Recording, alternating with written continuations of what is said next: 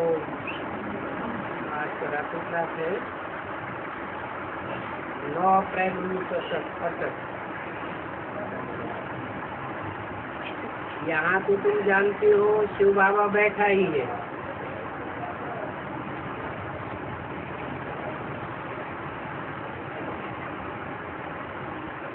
उसने बोला कौन जानते हैं, कौन नहीं जानते हैं?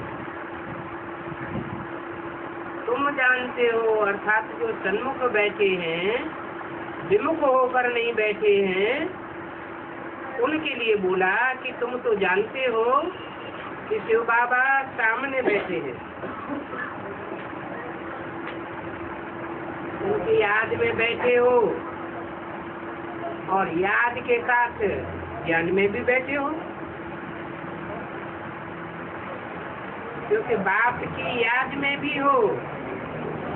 ऐसे नहीं जब सुनो तब ज्ञान में हो।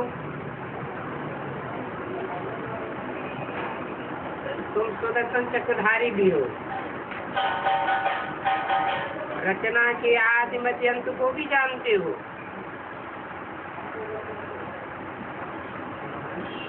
तुम्हारी आत्मा में इस समय ज्ञान है, तो आत्मा में ही ज्ञान कहेंगे। सदर्शन चक्रधारी हो ना।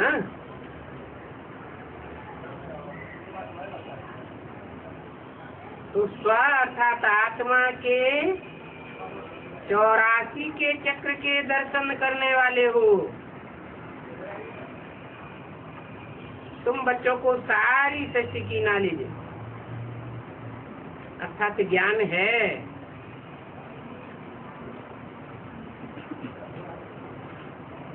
आत्मा में ही ज्ञान है। मर्ज है अथवा मर्ज है, ये बात दूसरी।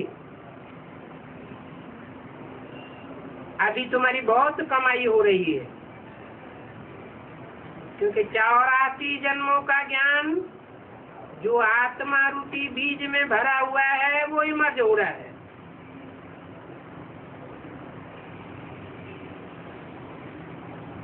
तुम कितना भी देर बैठे रहो, याद में हो तो तुम्हारी कमाई ही कमाई है।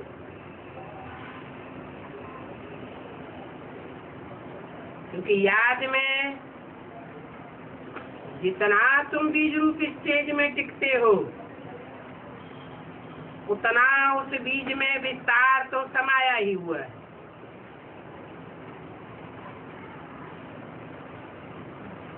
आत्मा बीज रूप धारण करती है,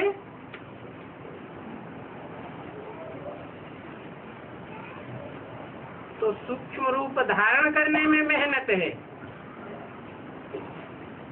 परंतु विस्तार में जाने में कोई मेहनत नहीं होती।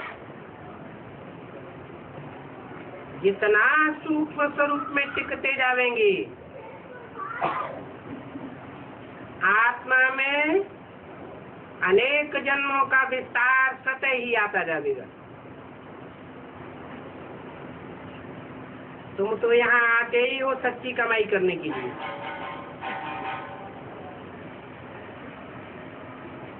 देह की कमाई,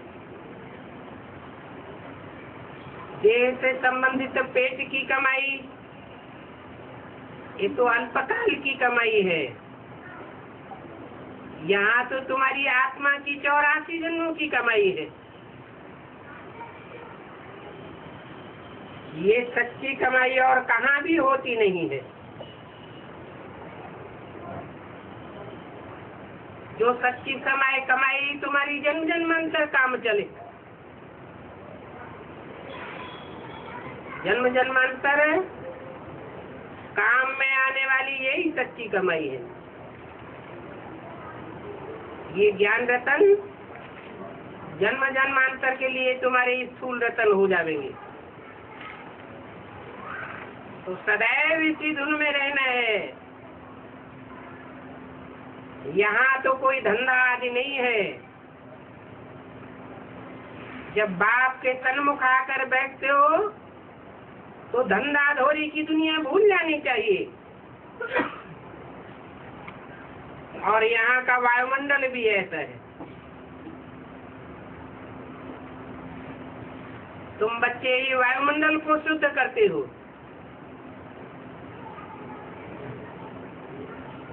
अभी संगम युग में, और सारी दुनिया के वायुमंडल को शुद्ध करते हो। अभी बाप का सहयोग तुमको मिलता है, याद का ज्ञान तुमको मिलता है, और कोई जन्म में तो बाप की एक्यूरेट याद होती ही नहीं, तो वायुमंडल शुद्ध होता ही नहीं, और ये वायुमंडल विचार दोष से बिगड़ता जाता है। तो अभी तुम बहुत सर्विस कर रहे हो, वायुमंडल को अभी विचारी बनाते हो, तो बहुत सर्विस कर रहे हो।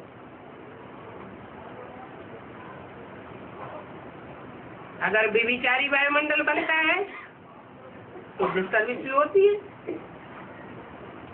जो अपनी सेवा करते हैं वो ही भारत की सेवा कर रहे हैं। अपनी सेवा नहीं करते, गोया भारत की सेवा नहीं करते। भारत में बाप आया हुआ है, गोया बाप की सेवा नहीं करते। तो अपनी भी डिस्टर्बेंस होती है, बाप की भी डिस्टर्बेंस होती है, भारत की भी डिस्टर्बेंस होती है।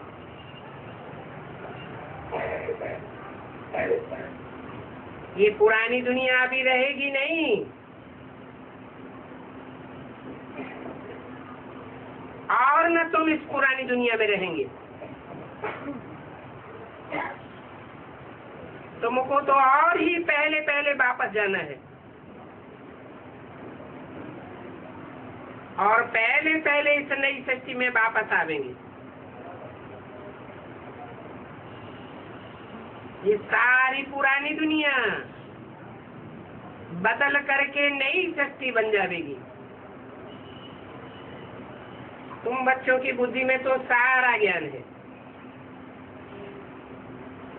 और कोई की बुद्धि में ये ज्ञान नहीं है कि पुरानी दुनिया जाने वाली है, नई दुनिया आने वाली है।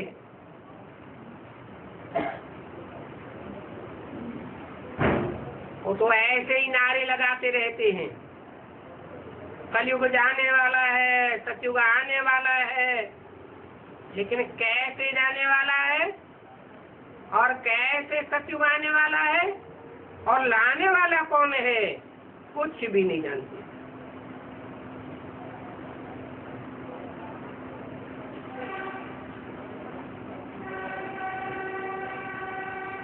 सारी दुनिया को नया बनाकर किसने लाया?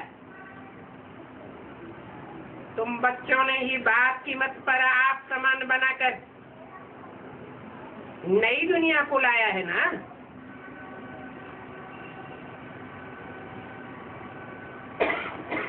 नई दुनिया कोई चुटकी बजाते नहीं बन जाती है।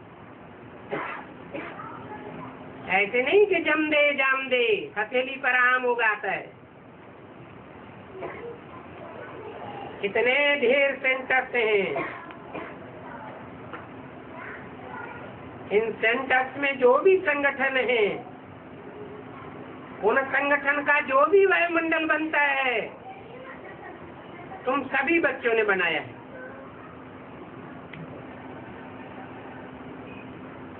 बच्चों ने ही अपनी प्योरिटी से ये यूनिटी का संगठन, यूनिटी तैयार की है।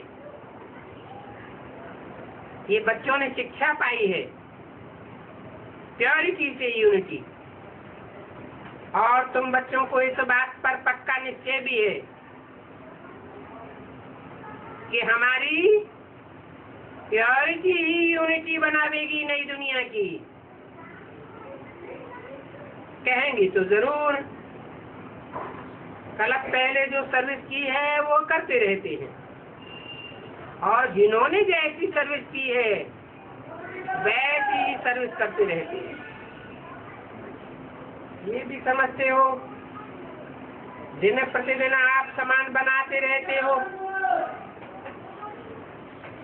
जो जैसा होता है वैसा ही बनाता है।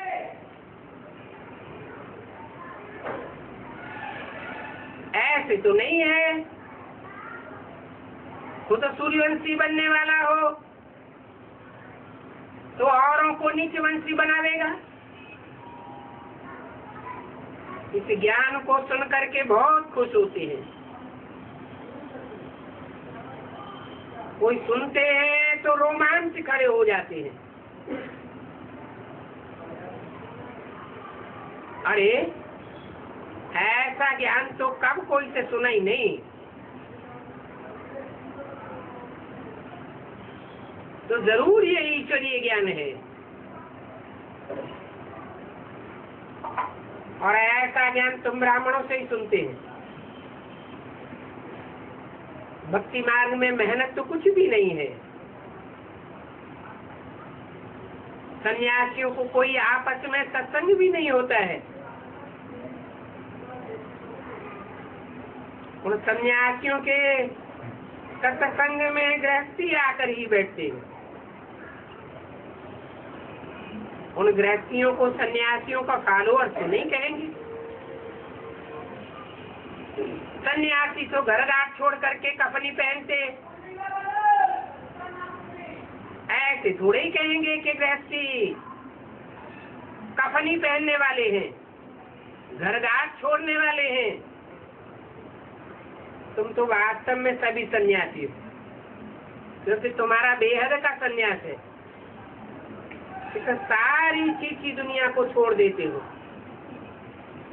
बुद्धि योग से ही छोड़ने की बात है तो रात दिन का फर्क है। उनका है स्थूल संन्यास और तुम्हारा है सूक्ष्म संन्यास। ये बेहद का संन्यास बेहद का बात ही आकर के बतलाते हैं।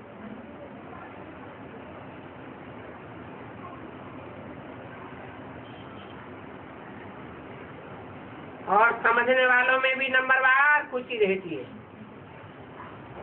एक जैसी खुशी तुम बच्चों को भी नहीं रहती। और ज्ञान योग भी तुम बच्चों में एक जैसा नहीं है।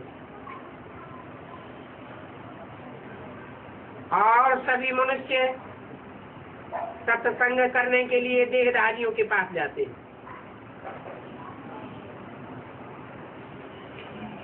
तुम सत्संग करने के लिए कोई देहधारी के पास नहीं जाते हो, क्योंकि तुम जानते हो इस झूठ खंड की दुनिया में एक बात ही सत्य आया हुआ है, जो आकर के सत्यनारायण बनाते हैं, झूठ खंड को सचखंड बनाते हैं। यहाँ तुम उनके पास आए हो, जिनके पास आए हो ये भी जानते हो उनको अपनी देह नहीं है। जितना पुरुषार्थ करते रहे याद का, तत्व प्रधान बनते जाएंगे। जितना याद का पुरुषार्थ करते रहेंगे उतनी तुम्हारी खुशी बढ़ती रहेगी। बाप के पास आते हो तो समझना चाहिए, हमको बाप जो वर्षा देते हैं हम उन बाप को भाकी पहनते हैं। बाबा इनको देखते हैं तो छटक पड़ते हैं, फिर बाबा देखने की ताकत कम कर देता हूँ। जो इनको देखते हैं तो उनकी ताकत कम हो जाती है, इनमें उनको देखते हैं तो ताकत बढ़ जाती है। ये भी तो देखते हैं ना,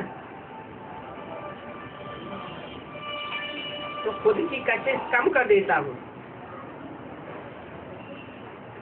नहीं तो बच्चे खड़े हो जावे।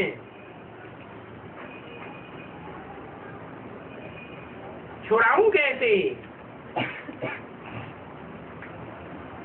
इसलिए कशिश को खुद ही कम कर देता हूँ। मैं बैठा रहूंगा। बहुत सामने आकर के बैठते हैं, देखते हैं, देखते देखते बैठेंगे ही रहेंगे जब तक मैं ऐसे सिर नीचे करना या उधर उधर करना न करूं। खड़े होते हैं तो दोनों ही खड़े हो जाते हैं, ये भी खड़े हो जाते हैं तो वो भी खड़े हो जाते हैं। ताकत कम कर दूंगा तो कशिश कम हो जाएगी। इनको भी अभी प्रैक्टिस हो गई है, तभी कहता हूँ मैं भी जैसे बाबा बन गया हूँ।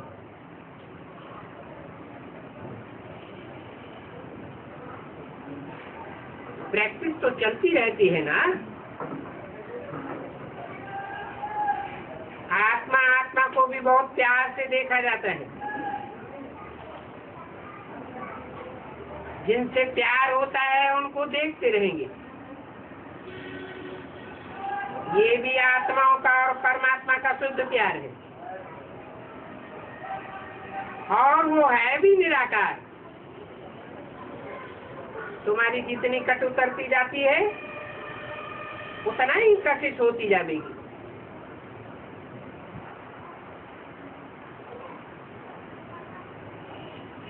चकमक खींचती है ना, कट वाले लोहे को थोड़े खींचेगी। ये विकारों की कट है, त्रेसठ जन्मों की कट पड़ी हुई है आत्मा रूपी सुइयों में।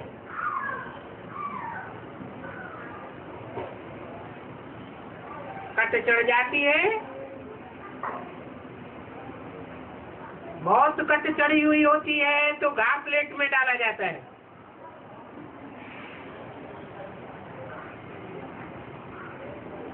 कि जल्दी ही कट उतर जावे। तुम्हारे लिए भी कहते हैं, जिन जिन आत्माओं की आत्मा रूपी सुई की बेसिकली कट उतरती जाएगी वो डायरेक्ट बाप से सीखेंगे।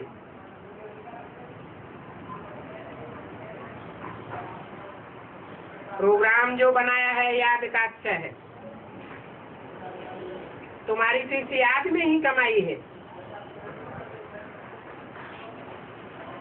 भक्तों की तो बात ही और है। कोई भक्त बड़े धर्मात्मा होते हैं, परंतु उन विचारों को ज्ञान का किसी को पता नहीं है। वैसे कोई ज्ञान में बहुत अच्छे भी होते हैं, परंतु ज्ञान तो एक बाप से आता है।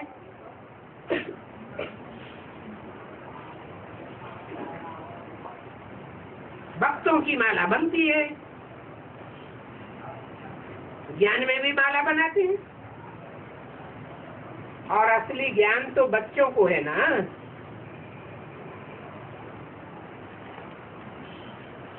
भक्त भी कोई कम और कोई बहुत होते हैं। वो भक्त जिनको याद करते हैं उनके ऑक्यूपेशन को नहीं जानते। तुम जिस बाप को याद करते हो उसके सारे ऑक्यूपेशन को जानते हो। नहीं जानते हैं तो फिर मुझते हैं। गीता में भी क्लियर है, भगवान वाद माम एकम याद करने से तुम्हारे विकर्म विनाश होंगे। परंतु माम एकम कोई कृष्ण तो नहीं है।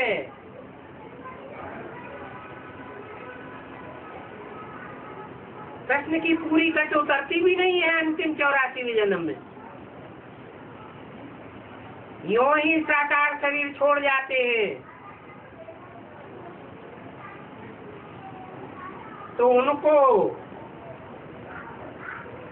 अर्थात ब्रह्मा उस कृष्ण को याद करने से क्या होगा, और और ही चढ़ती जाएगी। इसलिए हमेशा दो बाप की बात सुनाओ। प्रश्न तो बच्चा है, अर्थात बच्चा बुद्धि है, प्रश्न बाप नहीं है। राम को ही बाप कहा जाता है, और बाप तो राम राज्य स्थापन करते हैं। जो राज्य स्थापन करते हैं उसको कृष्ण राज्य, शिव राज्य नहीं कहा जाता, ब्रह्मा राज्य नहीं कहा जाता। कौन से राज्य का गायन है? राम राज्य का गायन है। स्वर्ग की स्थापना करते हैं ना। माला का दाना बनना स्कॉलरशिप है। माला ईश्वरीय संगठन की माला है। जितना याद करेंगे सतो प्रधान बनते जाएंगे और माला में जल्दी पिरोई जाएंगे। तुम चाहो तो अपनी डिग्री अपने आप ही देख सकते हो। तुम्हारा नशा और खुशी चढ़ती जाती है। बाकी प्रोग्राम अच्छा है। बाबा तो सवेरे जागते ही हैं, बहुत इजी है। इसमें आसन आदि की कुछ भी दरकार नहीं है। आराम से बैठ करके बाप को याद करो।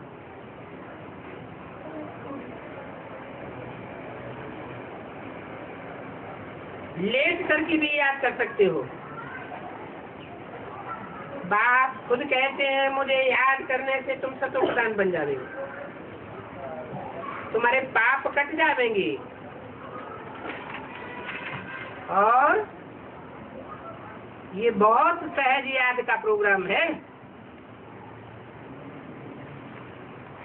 9 अप्रैल 68 की वाणी का दूसरा पेज। वेद का बाप जो कि टीचर भी बनते हैं, सुप्रीम टीचर है ना, उनको तो बहुत याद करना चाहिए।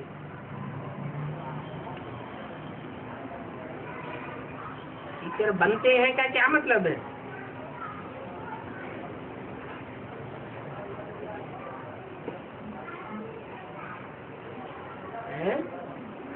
वेद का बाप टीचर बनते हैं कि हैं पहले से?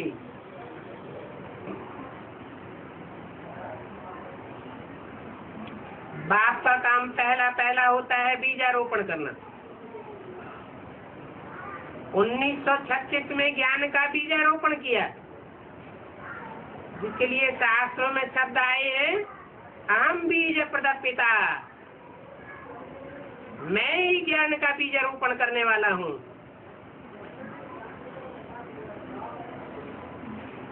पहला बाप का काम समाप्त, फिर माता का काम शुरू होता है। माता सुप्रीम टीचर नहीं कही जा सकती। प्राइमरी पढ़ाई पढ़ावेगी, हायर क्लास की पढ़ाई पढ़ाने के लिए माता नियुक्त नहीं होती। वो बाप ही सुप्रीम टीचर बनता है। इसलिए बोला कि जो बेहद का बाप बेहद की नई शक्ति का संगठन तैयार करते हैं, वो टीचर भी बनते हैं। ऐसे टीचर को बहुत याद करना चाहिए, क्योंकि पढ़ाई से ही सारा उच्च पद प्राप्त होता है। परंतु जो याद करते हैं, उनकी याद में माया के विघ्न पड़ते हैं। ऐसा कोई न समझे कि हमारा माया कुछ नहीं बिगाड़ सकती, क्योंकि माया कोई को छोड़ेगी नहीं।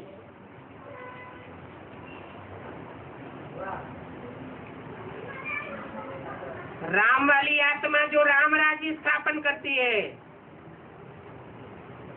उसको तो पहले ही घर बैठती है। क्या बोला मुरली में? राम फेल हो गया, लेकिन फाइनल में फेल नहीं कहेंगे। तो ऐसे कोई अहंकार न करे कि आज से अंत तक के पुरुषार्थ में माया हमको नहीं पछाड़ सकती। कोई को पहले पछाड़ती है, कोई को मध्य में, कोई को अंत में।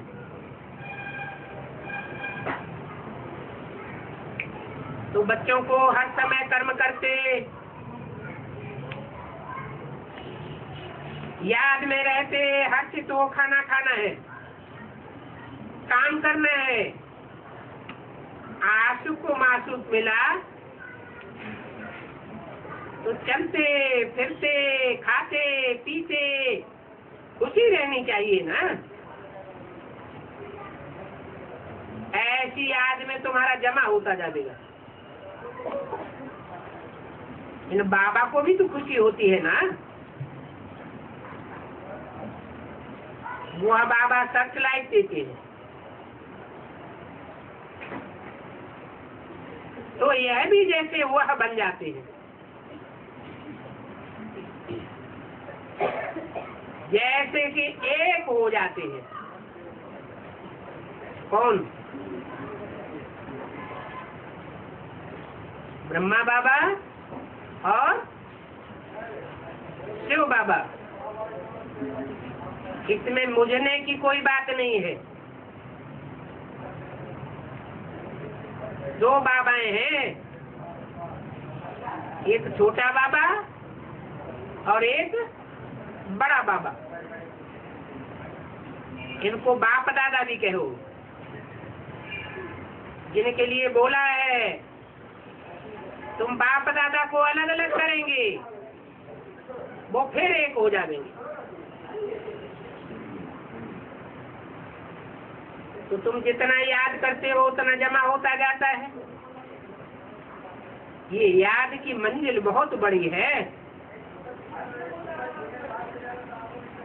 इस मंजिल पर पूरा चढ़ जावे तो तुम क्या से क्या बन जाते हो। और 84 जन्म भी लेने पड़ते हैं। तुम बच्चों को तो फर्स्ट क्लास अवस्था को जाए पाना है। तुम बहुत ही समझदार बनते हो। पहले तो बेसमझ थे ना। बाप कहते हैं साधु संत ऋषि मुनि आदि सभी बेसमझ और बेअकल है।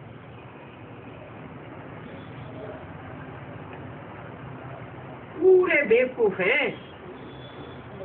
और तुम कितने समझदार बन जाते हो। तुम्हारा एम ऑब्जेक्ट कितना फर्स्ट क्लास है। हम बाबा को याद करते हैं, हमारी पुरानी खल उतर जाती है, नई खल चढ़ जाएगी। ये याद का कमाल है ना। कर्मातीत अवस्था को पावेंगे, फिर ये पुराना शरीर, पुराना चोला, हड्डी मांस मज्जा ये छोड़ देंगे और नहीं आ जाएगी। तो बहुत कुछ तुमको समझना है कि सर्प कैसे पुरानी खल छोड़ता है और नई खल आ जाती है। 3-4 बार खल त्याग करता है। तुम्हारी आत्मा और ये तुम्हारी शरीर रूपी नैया, इसके भी 4 आयाम होते हैं। सतो प्रधान, सतो सामान्य, रजो और तमो। 4 अवस्थाओं में पसार होते होते तुम्हारी आत्मा सतो प्रधान बन जाती है। शरीर पहले करते जाएंगे, फिर आखिरी पुराने चोले से नया चोला तैयार होगा।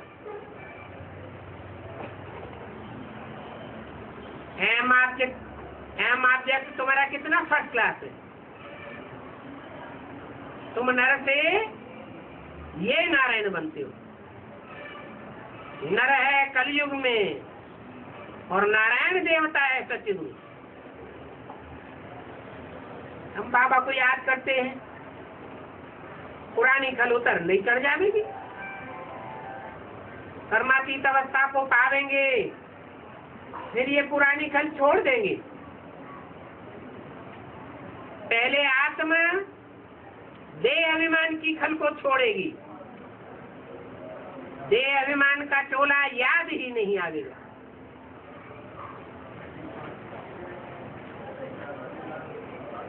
तो बहुत कुछ तुमको समझना है, साक्षात्कार भी हो सकता है। नजदीक आने से घर आदि याद आ जाते हैं ना। बाबा की नारिश बड़ी मीठी है, भगवान बैठ तुम बच्चों को पढ़ाते हैं, रथ में आकर के पढ़ाते हैं ना। तो भक्ति मार्ग में मनुष्य गुरु पढ़ाने वाले, यहाँ तो कोई मनुष्य गुरु पढ़ाने वाला नहीं है।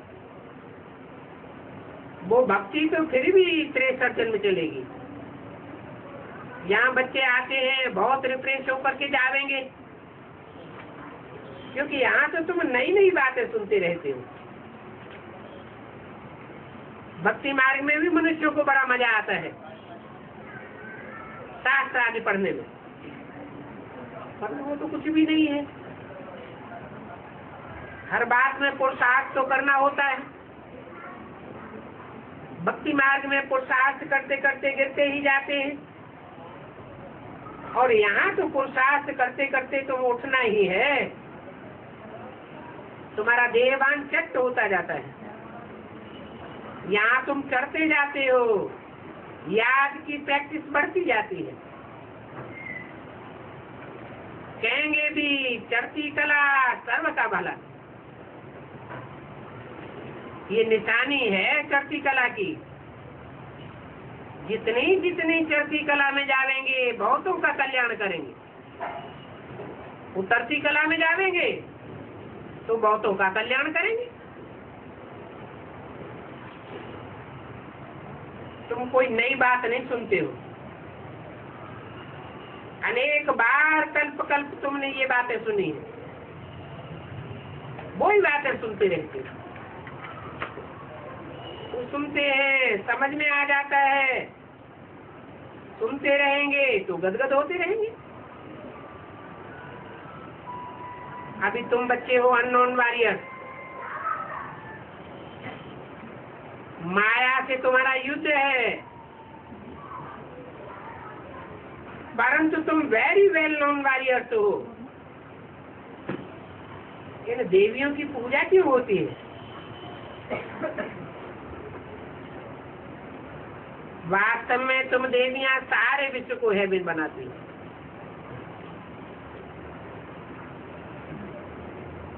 स्वर्ग का गेट देवियों के द्वारा खुलवाते हैं।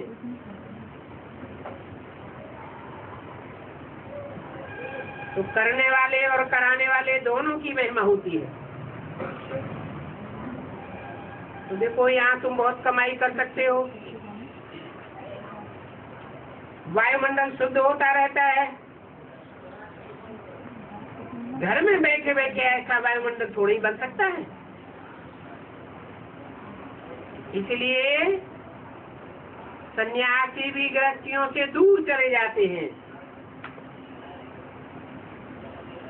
तुम बच्चियां कोई सन्यासी बनकर दूर थोड़ी जा सकेंगी। परंतु आजकल तो देखो माताएं भी सन्यासियों में कन्वर्ट हो जाती हैं।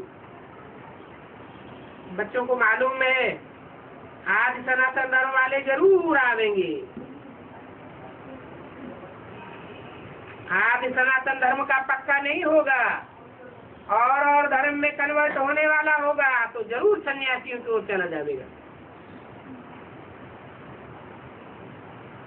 आज सनातन धर्म का ही आकर के सैंपलिंग लगावेंगे। सैंपलिंग का रिवाज ये अभी से पड़ा है। तुम बच्चे अपने आप को तिलक लगाते हो। जो अच्छी रीति पढ़ते हैं वो अपने को स्कॉलरशिप लाइक बनाते हैं।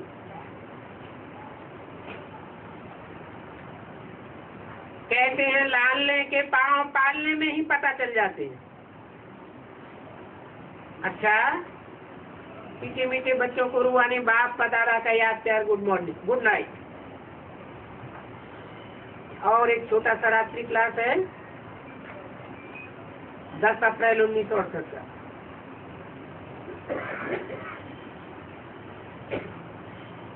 तुम बच्चे हो रूहानी सुदर्शन चक्रधारी ब्राह्मण।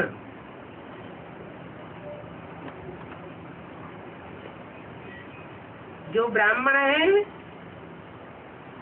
वो कुलभूषण है। भूषण जैसे विष्णु को आभूषण दिखाए हुए हैं, विष्णु को आभूषण पहना हुआ दिखाया गया है तो कितना सुंदर दिखाई देता है।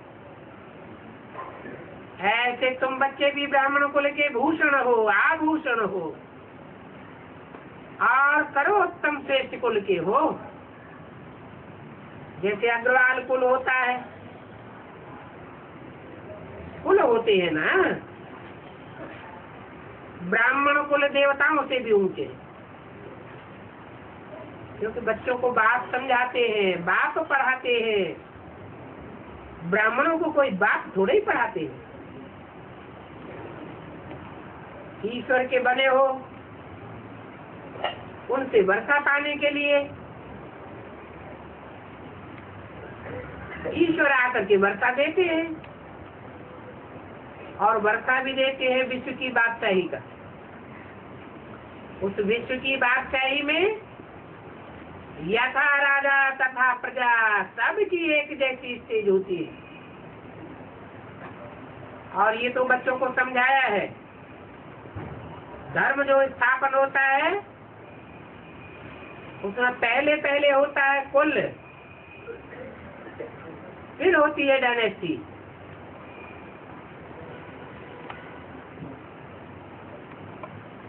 पहले पहले है ब्राह्मण कुल, जो पक्के ब्राह्मण तो पक्के देवता बनते हैं।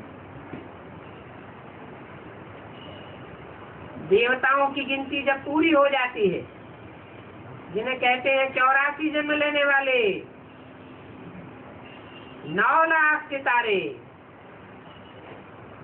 एक डायनेस्टी पूरी हुई। फिर आते हैं क्राइस्ट, बुद्ध, इब्राहिम आदि जो भी बड़े बड़े हैं, उनको कोई प्रिसेप्टर अर्थात गुरु नहीं कहा जा सकता है। तो गुरु तो वो है जो सद्गति करे। तो ये सन्यासी उदासी आदि तो छोटे छोटे मठ पंथ तारदारियां आदि हैं, वास्तव में उनको गुरु नहीं कहेंगे। वो कोई सदगति थोड़ी ही करते हैं, वो तो और ही नीचे निकाल लेते हैं। वो है भक्ति मार्ग वाले गुरु, अंधश्रद्धा अंधविश्वास की बातें बताते रहते हैं। ये तो कोई सदगति दे ही नहीं सकते। ऐसे भी नहीं कि वो कोई दुर्गति देते हैं, उनको तो मालूम ही नहीं पड़ता है कि हम खुद सदगति में जाते हैं या दुर्गति में जाते हैं। ये तो है ईश्वरीय संप्रदाय के सदगुरु, और वो है रावण संप्रदाय के गुरु। तुम सच्चा रास्ता बताते हो तो सत्यखंड में ले जाते हो, वो झूठा रास्ता बताते हैं तो झूठ खंड में गिरा देते हैं। बाप पूछते हैं, मैं तुमको सदगति दे करके गया था, फिर तुमको दुर्गति किसने दी? कहते हैं 5 विकार। बाप कहते हैं मैंने शिवालय बनाया था, शूटिंग पीरियड में भी मैं शिवालय बनाता हूँ।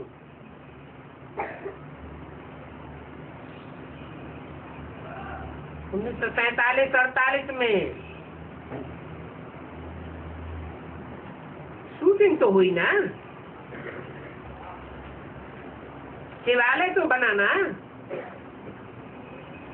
परंतु संपूर्ण तो नहीं कहेंगे। शूटिंग ही संपूर्ण नहीं हुई। मैंने ही शिवालय बनाया, फिर वैश्यालय किसने बनाया? जरूर कहेंगे ये गुरु लोग।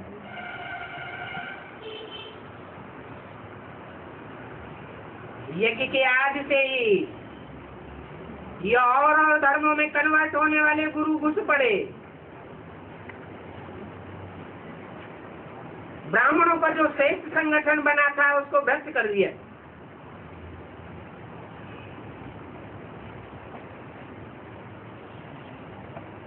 बेसिक में भी ऐसे होता है तो एडवांस में भी ऐसे होता है। तुम बच्चे तो श्रीमत पर सदगति करने वाले ठहरे, तो वास्तव में कहेंगे सच्चा सदगुरु तो एक ही निराकार है।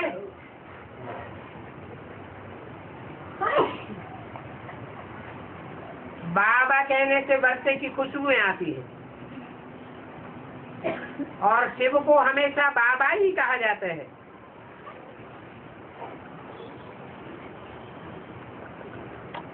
बाबा ग्रैंडफादर को कहा जाता है।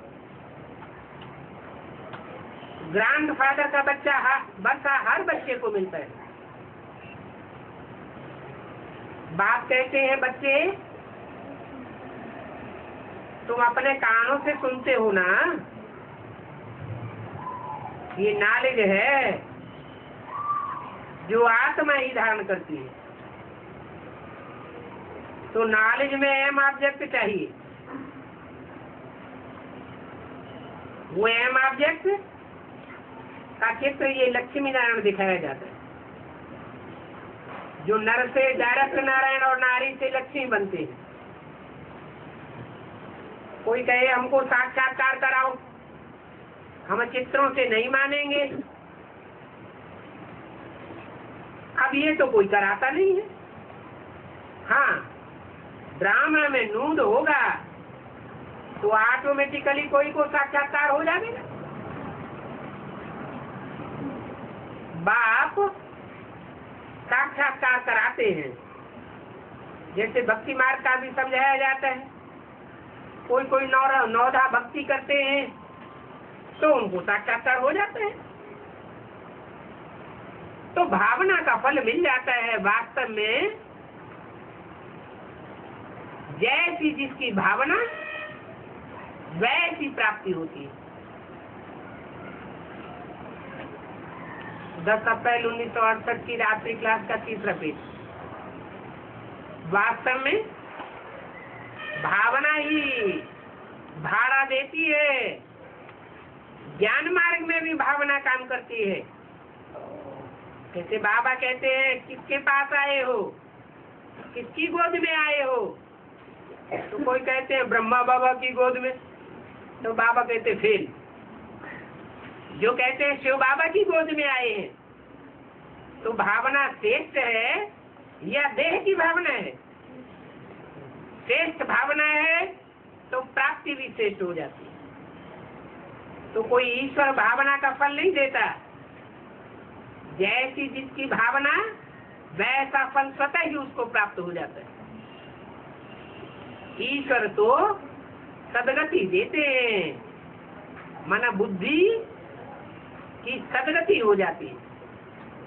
बुद्धि श्रेष्ठ गति वाली हो जाती है, श्रेष्ठ मनन चिंतन मंथन चलता है, भावना ही श्रेष्ठ हो जाती है। और वो सदगति मिलती है पढ़ाई से। ये ईश्वरीय पढ़ाई है, कोई साक्षात्कार से पढ़ाई होने की बात नहीं है। पढ़ाई में तो एम ऑब्जेक्ट है। इसे पढ़ाई पढ़ करके क्या बनना है? नर से नारायण बनना है।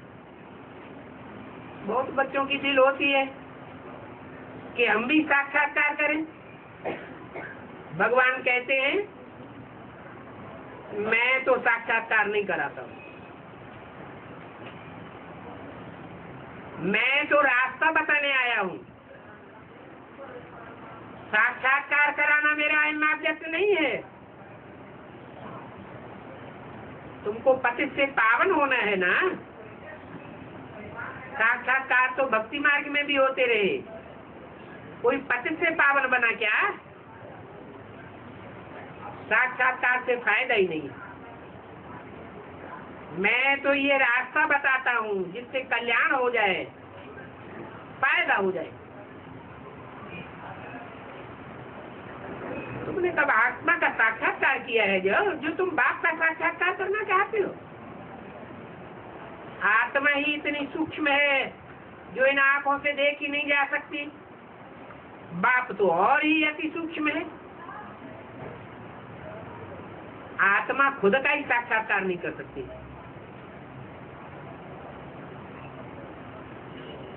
हाँ, शिव बाबा का साक्षात्कार वो तो शास्त्रों में लिखा हुआ है कि भगवान अखंड ज्योति है। अब बिंदी का साक्षात्कार कैसे करेंगे?